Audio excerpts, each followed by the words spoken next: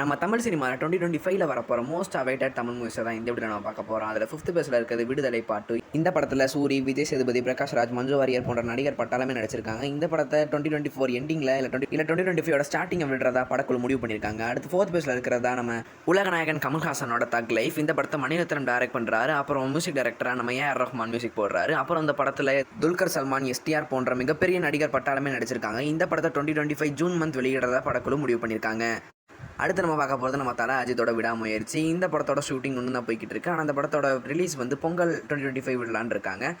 Second பிளேஸில் பார்க்க போகிற படம் தான் கூலி. இந்த படத்தில் சூப்பர் ஸ்டார் ரஜினிகாந்த் நடிச்சிருக்காரு. அப்புறம் லோகேஷ் கனகராஜ் டேரக்டர், அப்புறம் அனிருத் தான் மியூசிக் போடுறாரு.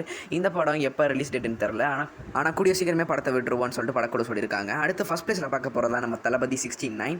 இந்த படத்தில் நம்ம தளபதி விஜய் தான் நடிச்சிருக்காரு. அப்புறம் ஹீரோயினா பூஜா ஹெக்டேவும், அப்புறம் அனிருத் தான் அந்த படத்தை மியூசிக் போடுறாரு. இந்த படத்தோட டேரக்டர் ஹச் வினோத். இந்த படத்தையும் கூடிய சீக்கிரத்திலே விட்டுருவோம் நம்ம படக்குள்ள சொல்லியிருக்காங்க.